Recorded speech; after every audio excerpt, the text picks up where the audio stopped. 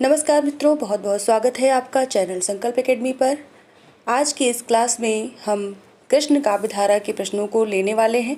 पिछली क्लासेज में भी हमने 2 वीडियो कृष्ण काव्यधारा पर अपलोड की हैं। इसके पहले आप क्वेश्चन शुरू करें, इसके पहले हम बता दें कि जो भी लोग नए जुड़े हैं वो लोग जान लें कि टीजीटी, पीजीटी, एलटी और नेट आदि परीक्षाओं के लिए ये जो क्लास आप देख रहे हैं, ये जो ऑब्जेक्टिव पैटर्न पर क्वेश्चंस देख रहे हैं, ये पूरे पाठ्यक्रम को कवर करते हुए हम लेने वाले हैं। तो डेली ये रात 9 बजे क्लास हो रही है। 9 बजे यानी कि सोमवार से शनिवार, डेली नहीं, संडे छोड़ करके सोमवार से शनिवार रात 9 बजे आपको क्वेश्चंस यहाँ पर प्रोवाइड किए जा रहे हैं जो कि पूरे पाठ्यक्रम को कवर करेंगे। हम इससे पहले आदिकाल, भक्तिकाल के सभी पोर्शन को कवर कर चुके हैं और उन सभी वीडियोज़ के लिंक, पूरी प्लेलिस्ट आपको डिस्क्रिप्शन बॉक्स में मिल जाएगी। और अगर आपको नोटिफिकेशन के लिए अभी तक आपने सब्सक्राइब नहीं किया है तो सब्सक्राइब भी कर लें, प्लस हमारा टेलीग्राम ग्रुप भी ज्वाइन कर लें जिसका लिंक डिस्क्रिप्शन बॉक्स में दिया गया है। ज़्यादा बातें न करते हुए हम क्लास को आगे बढ़ाते हैं और हम बता दें कि कल जो है हमने 110 क्वेश्चन पूरे कर लिए थे कृष्ण काव्यधारा के अंतर्गत। आज हम 111 नंबर का प्रश्न शुरू करेंगे यहाँ पर। तो 111 नंबर का जो प्रश्न है इसमें कथन पूछा गया है। इस कथन को सबसे पहले लेते हैं, हम पढ़ेंगे। आप अपने आंसर को लाइव चैट में या कमेंट सेक्शन में टाइप कर सकते हैं। चलिए शुरू करते हैं। सूर सागर किसी चली आती हुई गीत काव्य परंपरा का, चाहे वह मौखिक ही रही हो, पूर्ण विकास सा प्रतीत होता है। ये कथन किसका है? जैसा कि आप सभी जानते हैं, सीधे हम सही उत्तर लेते हैं, चारों विकल्पों को नहीं पढ़ते। इसलिए नहीं पढ़ते कि आपका समय कम लगे और कम समय में ज़्यादा से ज़्यादा क्वेश्चन आपके टच हो सकें। तो बिना जो है विकल्प पढ़े हम आपको थोड़ा सा प्रश्न पढ़ने भर का मौका देते हैं, उसके बाद सही उत्तर पर पहुँच जाते हैं। तो सही उत्तर है इस प्रश्न का ए ऑप्शन, यानी कि रामचंद्र शुक्ल जी। अगला प्रश्न है, अष्टाचार्यों की वाणी किसकी रचना है? अष्टाचार्यों की वाणी किसकी रचना है? तो इसमें जो सही उत्तर, अष्टाचार्यों की वाणी, ये अष्टाचार्यों की वाणी जो है सी ऑप्शन यहाँ पर सही है, नागरीदास। यहाँ पर इस प्रश्न को हम दोबारा से ले लेते हैं।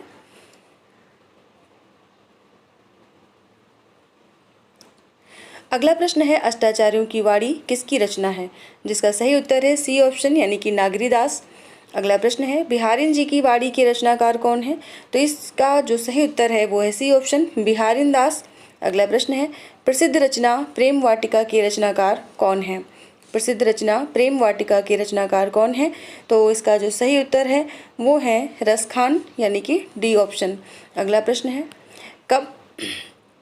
कबहुक अम्ब अवसर पाई, कबहुक अम्ब अवसर पाई, मोरियो सुधि ध्यायबी कछु करुण कथा चलाई। उपरोक्त पंक्ति किस पुस्तक से संबद्ध है? इसकी जो पुस्तक है, यानी कि ये पंक्ति तो तुलसीदास जी की है, तो इनकी कौन सी पुस्तक में ये पंक्ति है जो कि आपको दी गई है? तो सही उत्तर यहाँ पर है विनय पत्रिका, यानी कि डी ऑप्शन, विनय पत्रिका में कबहुक अम्ब अवसर पाई। इस प्रकार से डी ऑप्शन यहाँ पर सही होता है। अगला प्रश्न है, मीराबाई का मलार किसकी कृति है? मीराबाई का मलार किसकी कृति है? तो इसका जो सही उत्तर है वो है सी ऑप्शन, यानी कि मीराबाई, सी ऑप्शन। इनकी अन्य रचनाएं गीत गोविंद, नरसिंह जी का मायरा, राग सोरठा, राग गोविंद, राग मलार, इस प्रकार से गीत गोविंद नहीं, गीत गोविंद की टीका। तो इस प्रकार से इनकी रचनाएं और भी हैं। प्लस अगले क्वेश्चन को भी मीराबाई से संबंधित लिया गया है। पायो जी मैंने राम रतन धन पायो, बहुत ही प्रसिद्ध पंक्ति है। इसके आंसर को बिल्कुल भी आप लोग नज़रअंदाज ना करें, यानी कि ये पंक्ति इतनी प्रसिद्ध है कि आप बिना अब विकल्प देखे ही बता देंगे कि मीराबाई की है। तो बी ऑप्शन यहाँ पर सही है। सैयद इब्राहिम का कवि नाम क्या है? सैयद इब्राहिम का जो कवि नाम है, यानी कि मूल नाम इनका सैयद इब्राहिम है, जो कि विकल्पों में दिए गए हैं। तो वो कौन है? तो वो है सी ऑप्शन, रसखान, यानी कि रसखान का मूल नाम सैयद इब्राहिम है। अगला प्रश्न है, ये प्रश्न ऊपर वाला जो टीजीटी 2005 में पूछा भी गया था। अगला प्रश्न है, रहीम किसके दरबार में कवि थे? किसके दरबारी कवि थे रहीम? 119 नंबर का जो ये प्रश्न है इसमें सही उत्तर है अकबर के, यानी कि ए ऑप्शन सही होगा, अकबर के। मदनाष्टक की भाषा क्या है? मदनाष्टक की भाषा खड़ी बोली है, यानी कि बी ऑप्शन यहाँ पर सही होगा, खड़ी बोली। अगला प्रश्न है, खेट कौतुकम किसकी रचना है? खेट कौतुकम इनमें से किसकी रचना है? सही उत्तर है ए ऑप्शन, रहीम की रचना है। अगला प्रश्न है, राधा वल्लभ संप्रदाय का प्रवर्तन किसने किया? राधा वल्लभ संप्रदाय का प्रवर्तन स्वामी हित हरिवंश ने किया है, जो कि सी ऑप्शन में दिए गए हैं। सी ऑप्शन यहाँ पर सही होगा। अगले प्रश्न पर चलते हैं 123 नंबर पर, जो कि है इनमें से पुष्टि मार्ग कवि कौन है। पुष्टमार्गी, यहाँ पर मार्ग लिखा है, इसको मार्गी पढ़िएगा। पुष्टमार्गी कवि कौन है, तो इनमें से सूरदास पुष्टिमार्गी कवि है, यानी ए ऑप्शन यहाँ पर सही होगा।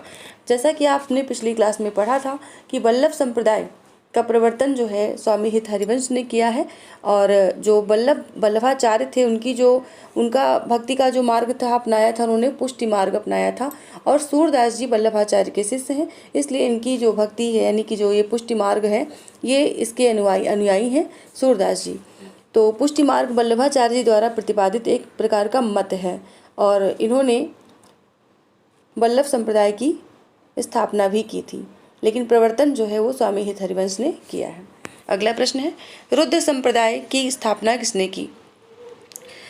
124 नंबर में रुद्र संप्रदाय की स्थापना की है ए ऑप्शन विष्णु स्वामी ने। अगला प्रश्न है, निम्नलिखित में से कौन श्री कृष्ण भक्ति का संप्रदाय नहीं है। निम्नलिखित में से कौन श्री कृष्ण भक्ति का संप्रदाय नहीं है। आपको बता दें, इस सीरीज में जो कि ये कृष्ण काव्य धारा चल रही है, इसमें हम लगभग 215 प्रश्नों को करने वाले हैं। तो 215 प्रश्नों में 110 प्रश्न कल की क्लास तक हो चुके थे। इसके आगे के प्रश्नों को आज की क्लास में लिया जा रहा है। कोशिश रहेगी सारे करवा दिए जाएं। समय अभाव के कारण हो सकता है कम भी हो, तो आप लास्ट तक बने रहें। और इसके अलावा हम बात करेंगे अगले प्रश्न की, निम्नलिखित में से कौन श्री कृष्ण भक्ति का संप्रदाय नहीं है। यहाँ पर पूछा गया कि नहीं है, तो ये कौन सा संप्रदाय है जो कि इसमें श्री कृष्ण से संबंधित नहीं है। तो तत्सुखी संप्रदाय जो है वो श्री कृष्ण की भक्ति से संबंधित नहीं है। हरदासी संप्रदाय, श्री वल्लभ संप्रदाय, गौड़ी संप्रदाय, ये सभी श्री कृष्ण भक्ति से संबंध रखते हैं। अगला प्रश्न है, कई चिंतन धाराओं एवं कला धाराओं का योगदान किस काल में मिलता है। कई चिंतन धाराओं एवं कला धाराओं का योगदान मिलता है भक्ति काल में। सी ऑप्शन, जैसा कि आप सभी जान रहे हैं कि इसमें जो मुख्य विभाजन भक्ति काल का हुआ वो 2 भागों में हुआ, और सगुण और निर्गुण, और उन सगुण और निर्गुण के भी 2-2 धाराएं इनमें प्रचलित हुई आगे चल करके। तो इसी प्रकार से इस प्रश्न को यानी कला धाराएं और चिंतन धाराओं का योगदान जो मिला वो भक्ति काल इसका सही उत्तर ठहरता है। अगला प्रश्न है, बरवे नायिका भेद के रचनाकार कौन है। बरवे नायिका भेद के रचनाकार हैं सी ऑप्शन रहीम है बरवे नायिका भेद के रचनाकार। अगला प्रश्न है, मीराबाई के गुरु कौन थे। मीराबाई के गुरु, ऐसा माना जाता है कि मीराबाई के गुरु रैदास जी थे, यानी बी ऑप्शन यहाँ पर सही होगा, रैदास जी इनके गुरु थे। अगला प्रश्न है, 13 लाख संडीले आए सब साधुन मिली गटके, पंक्ति किसकी है। 13 लाख संडीले आए सब साधुन मिली गटके, पंक्ति किसकी है। ये पंक्ति जो है वो सूरदास मनमोहन, सी ऑप्शन जो इसमें दिया है, सूरदास मनमोहन के जीवन में अत्यंत क्रांतिपूर्ण घटना हुई। उन्होंने लिखा कि संडीले के सूबे जो थे कि 13 लाख रुपए साधुओं की सेवा में लगा दिए गए, और खजाने वाली पेटी में एक कागज़ डालकर उसे राजधानी में भेज दिया। कागज़ में लिखा था 13 लाख संडीले आए सब साधुन मिल गटके। तो ये सूरदास मनमोहन के द्वारा मतलब ये पंक्ति सुनने में आई। तो ये प्रश्न भी महत्वपूर्ण है।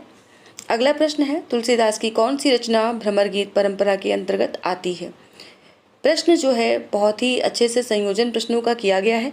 लगभग कोशिश ये रही है कि जितने भी प्रश्न भक्ति काल से संबंधित, चाहे वो रामाश्रयी शाखा हो, चाहे वो कृष्णाश्रयी शाखा हो, चाहे वो ज्ञानाश्रयी हो, चाहे वो प्रेमाश्रयी हो, इन सभी कालों पर सभी धाराओं पर बनने वाले प्रश्नों को समाहित किया जाए, इनका संयोजन एक साथ एक जगह किया जाए, यही कोशिश रही है। तो इस कोशिश में आप लोगों का योगदान बराबर का है। जैसे भी आप लोग जुड़ रहे हैं, बहुत ही आभार आप लोगों का कि इस प्रकार से आप जुड़ रहे हैं, वीडियोस को पसंद कर रहे हैं। तो जैसे काफ़ी लोग जो कि देख रहे होंगे सोच रहे होंगे कि हाँ 100 व्यूज़ हैं, 150 व्यूज़ हैं, 125 व्यूज़ हैं। तो ये मायने नहीं रखता कि कितने व्यूज़ हैं, मायने ये रखता है कि जो लोग जुड़ रहे हैं वो रेगुलर जुड़ रहे हैं। मायने ये रखता है मेरे लिए, क्योंकि मेरे चैनल पे कोई बहुत ज़्यादा सब्सक्राइबर्स नहीं हैं कि हाँ बहुत सारे लाखों में व्यूज़ आ जाएंगे या हज़ारों में व्यूज़ आ जाएंगे, ऐसा नहीं है। तो जब कोई चीज़ शुरुआत की जाती है उसको लोगों तक पहुँचने में जो है समय लगता है, माध्यम बनते हैं आप लोग।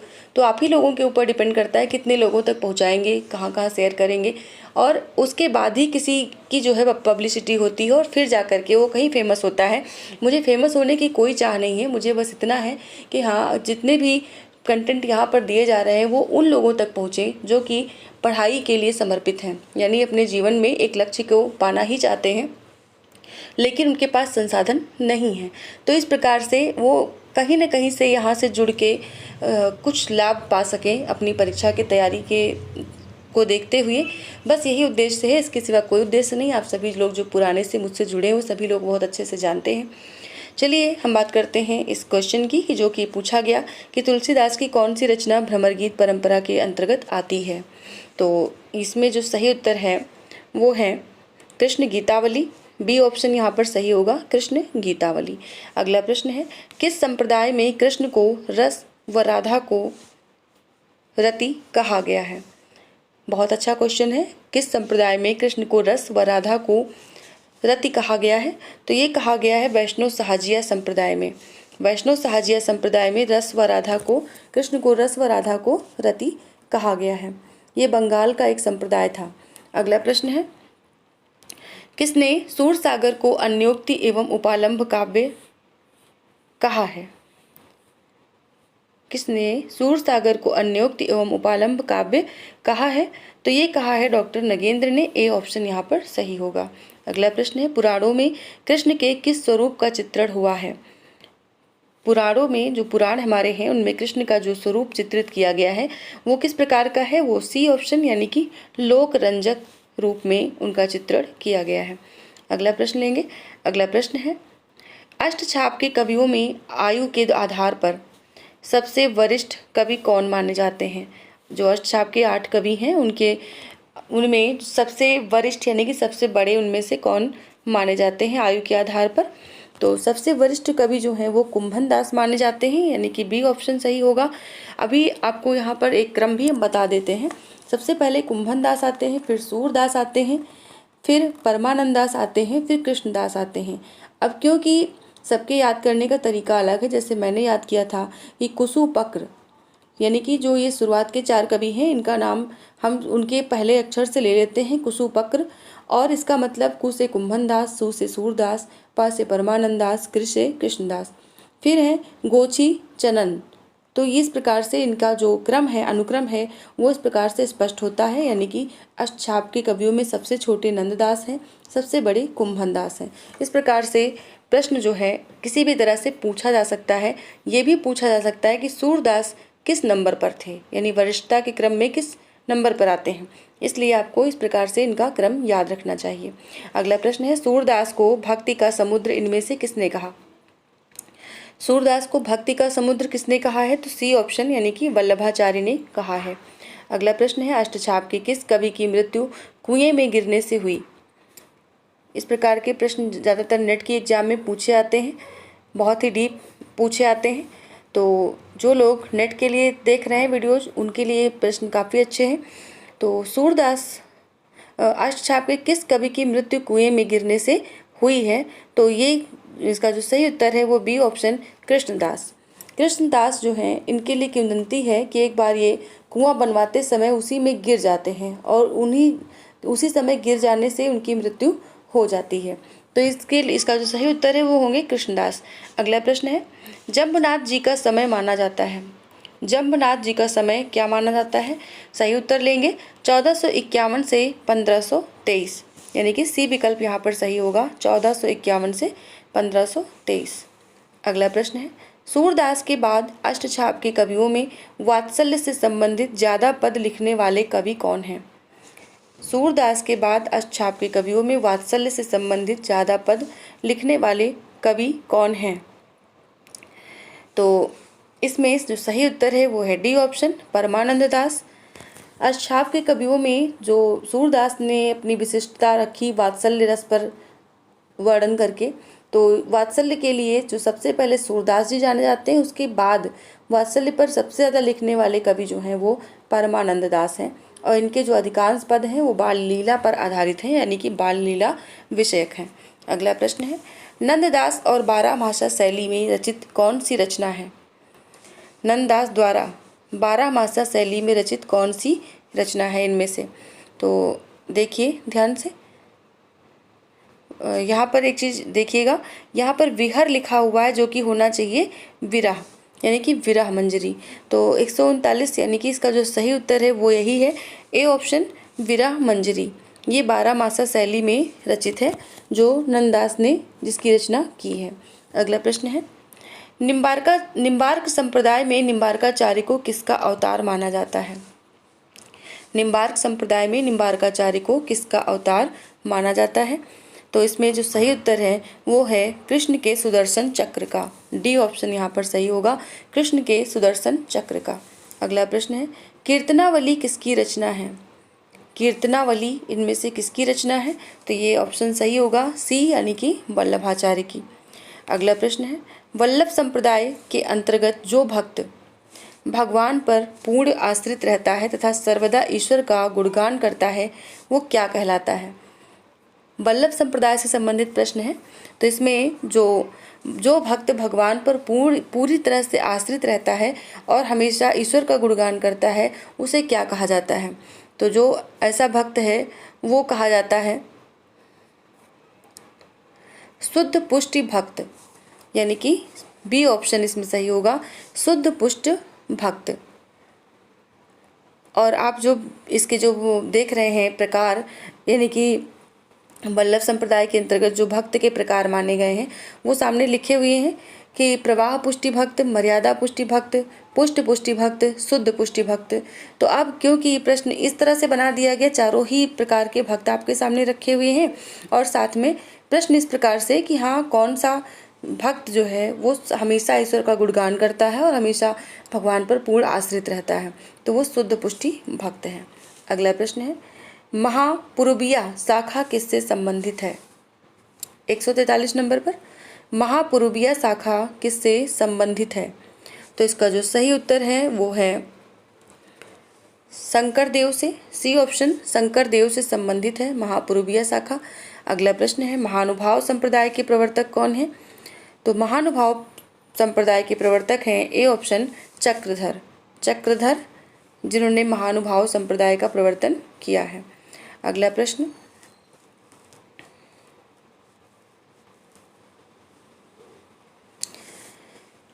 है विश्नोई संप्रदाय किससे संबंधित है? विश्नोई संप्रदाय किससे संबंधित है? इसका जो सही उत्तर है वो है जंबनाथ, यानी कि डी ऑप्शन जंबनाथ से संबंधित है। अगला प्रश्न है, वैशेषिक दर्शन का संबंध किससे है? वैशेषिक दर्शन का संबंध इनमें से कणाद से है, जो कि सी विकल्प में है, सी विकल्प यहाँ पर सही होगा। अगला प्रश्न है, कपिल मुनि का संबंध किस दर्शन से है? कपिल मुनि का संबंध किस दर्शन से है? तो सही उत्तर है सांख्य दर्शन, यानी कि सी ऑप्शन यहाँ पर सही होगा। अगला प्रश्न है, सखी संप्रदाय के संस्थापक हैं, इनमें से कौन है सखी संप्रदाय के संस्थापक? तो सही उत्तर है स्वामी हरिदास, डी ऑप्शन स्वामी हरिदास। अगला प्रश्न है, किस कवि ने प्रेम तत्व को सारस तथा चकवा चकवी के माध्यम से स्पष्ट किया है? किस कवि ने प्रेम तत्व को सारस तथा चकवा चकवी के माध्यम से स्पष्ट किया है? तो इसका जो सही उत्तर है वो है हित हरिवंश, यानी सी ऑप्शन हित हरिवंश ने प्रेम तत्व को सारस तथा चकवा चकवी के माध्यम से स्पष्ट किया है। इनका जो संप्रदाय है वो है राधा वल्लभ संप्रदाय, राधा वल्लभ संप्रदाय। ठीक है, अगला प्रश्न है, सुंदर परम किशोर बैक्रम चंचल नयन विशाल, सुंदर परम किशोर बैक्रम चंचल नयन विशाल, कर मुरली सिर मोर पंख पीताम्बर उर बनमाल। ये जो प्रश्न है इसका सही उत्तर, यानी कि ये पंक्तियाँ किस कवि की हैं? तो ये पंक्तियाँ हैं सी ऑप्शन सूरदास जी की। अगला प्रश्न है, यमुनाष्टक हित 84 किसकी रचनाएं हैं?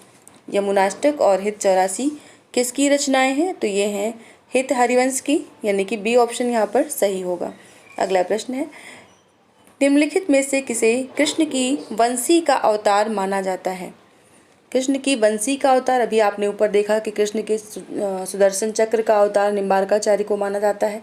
अब यहाँ पर प्रश्न पूछ रहा है कि कृष्ण की बंसी का अवतार किसे माना जाता है? तो इसमें हित हरिवंश यानी कि सी ऑप्शन, हित हरिवंश को कृष्ण की बंसी का अवतार माना जाता है। अगला प्रश्न है, चैतन्य महाप्रभु के गुरु का नाम क्या है? 153 नंबर पर चैतन्य महाप्रभु के जो गुरु हैं वो हैं केशव भारती, यानी कि डी ऑप्शन यहाँ पर सही होगा। अगला प्रश्न है, सूरदास की किस रचना के आधार पर उन्हें चंदबरदाई का वंशज माना जाता है? चंदबरदाई यानी जिन्होंने पृथ्वीराज रासो लिखा था आदिकाल में, उनका वंशज माना जाता है। इनमें से सूरदास की किस रचना के आधार पर, यानी सूरदास ने खुद को चंदबरदाई का वंशज बताया है, किस रचना में बताया है? तो उन्होंने बताया है साहित्य लहरी में, ए ऑप्शन साहित्य लहरी में सूरदास जी द्वारा उनकी वंशावली प्रस्तुत की गई है। अगला प्रश्न है, गौड़ीय संप्रदाय का संबंध किससे है? इनमें से किससे है गौड़ीय संप्रदाय का संबंध? तो ये है गदाधर भट्ट, यानी कि सी विकल्प यहाँ पर सही होगा, गदाधर भट्ट। अगला प्रश्न है, विनय मालिका किसकी रचना है? इनमें से किस कवित्री की रचना विनय मालिका है? सही उत्तर है बी ऑप्शन दयाबाई। दयाबाई ने विनय मालिका के नाम से रचना की है। और इसके साथ ही हम चलते हैं अगले प्रश्न पर। अगला प्रश्न हमारा है, निम्नलिखित कवियों का सही कालानुक्रम पूछा जा रहा है 157 नंबर पे। कवियों को देख लीजिए आप, कुंभन दास, सूरदास, परमानंद दास, कृष्णदास, इनमें से इन कवियों को बार बार हर ऑप्शन में बदल दिया गया है। इसके पहले भी एक प्रश्न हम करवा चुके हैं, उसमें हमने एक ट्रिक भी बताई आपको कि कैसे आप मतलब जो भी वरिष्ठ हैं उन वरिष्ठ के क्रम से नीचे की ओर जाते हुए आप उनको याद कर सकते हैं। तो ये अष्टछाप के कवि ही हैं जिन्हें कि यहाँ पर लिखा गया है। तो इन्हें किस प्रकार से आप क्रम से लगाएंगे? फिलहाल हम सही क्रम पर चलते हैं, यानी कि जो विकल्प हैं आपके सामने हैं। अब तक आपने अपना आंसर शायद दे दिया हो और हम सही विकल्प पर चलते हैं। सही विकल्प हमारा है, सबसे बड़े कुंभन दास हैं, तो यानी कि ए ऑप्शन होगा। कुंभन दास, फिर सूरदास, फिर परमानंद दास, फिर कृष्णदास। कुसुपक्र, इनको याद रखने का सबसे अच्छा तरीका है, इनके पहले शब्द को हमने यहाँ पर संयोजित कर लिया, पहले अक्षर को, और उससे एक बना लिया कुसुपक्र। कुसुपक्र यानी कुंभन दास, सूरदास, परमानंद दास और कृष्णदास। तो अगर इनके सन की बात करें तो 1468 इनका जन्म सन है, इनका कुंभन दास का। सूरदास का है 1478। परमानंद दास का जो जन्म सन है वो है 1493 और कृष्णदास का जन्म सन है 1496। तो इस प्रकार से ये बढ़ते से घटते क्रम में इनका कालानुक्रम दिया गया है। अगला प्रश्न है, अभंग पद के रचनाकार कौन है? अभंग पद के रचनाकार कौन है? सही उत्तर है नामदेव, ए ऑप्शन यहाँ पर सही होगा। अगला प्रश्न है, सिद्धांत के पद के रचनाकार कौन है? सिद्धांत के पद इनमें से किसकी रचना है? तो सही उत्तर लेंगे, सही उत्तर है हरिदास यानी स्वामी हरिदास, सी ऑप्शन। सिद्धांत के पद इनकी रचना है। इनके साथ साथ इनकी एक रचना मिलती है केलीमाल नाम से, तो वो भी है। अगला प्रश्न लेंगे, कालक्रम के अनुसार निम्नलिखित आचार्यों का सही अनुक्रम बताना है। कालक्रम के अनुसार निम्नलिखित आचार्यों का सही अनुक्रम क्या है? ऑप्शन आपके सामने है, निम्बार्काचार्य, मध्वाचार्य, रामानुजाचार्य, वल्लभाचार्य। इनमें से इनका जो क्रम है कालक्रम, यानी कि वरिष्ठता के क्रम में पहले वरिष्ठ रहेंगे, फिर उनसे कनिष्ठ रहेंगे, इस प्रकार से आपको इनका क्रम लगाना है। तो जो सही उत्तर है, हम सीधे सही उत्तर को लेते हैं। सही उत्तर है रामानुजाचार्य पहले आएंगे। अब क्योंकि दो ऑप्शन में रामानुजाचार्य दिख रहे हैं, बी और सी, तो इसके बाद कौन आएंगे इन्हें ले लेते हैं। तो रामानुजाचार्य के बाद आएंगे निम्बार्काचार्य, यानी कि सी ऑप्शन यहाँ पर सही होगा। पहले रामानुजाचार्य, फिर निम्बार्काचार्य, फिर मध्वाचार्य, फिर वल्लभाचार्य। इस प्रकार से यहाँ पर जो ऑप्शन सही होगा वो होगा सी ऑप्शन, जो कि सही है। इसके बाद हमारे बचते हैं क्वेश्चन जो है लगभग 55 इस कृष्ण काव्यधारा के, तो उन्हें हम कल की क्लास में लेंगे। आज की क्लास के लिए इतना ही। आपके बहुमूल्य समय के लिए आपका बहुत बहुत आभार। प्लस आपके एक अच्छे से लाइक के लिए, अच्छे से मैं इसलिए कह रही हूँ क्योंकि आप डिसलाइक नहीं कर रहे हैं, ये काफ़ी अच्छी बात है। तो लाइक के लिए आपको बहुत बहुत धन्यवाद। अगर आपने शेयर किया वीडियो को तो उसके लिए भी बहुत बहुत आभार। और मिलते हैं कल रात की क्लास में 9 बजे फिर से, और इसी कृष्ण काव्यधारा के प्रश्नों को लेकर के, बच्चे के प्रश्नों को लेकर के, और उसके बाद हम शुरू करेंगे रीतिकाल। ठीक है, तो अभी हमारे लगभग 11 भाग अभी तक हो चुके हैं भक्तिकाल के, और 11वें भाग को आज हम ये जो अभी करा रहे थे शायद ये 11वां भाग है।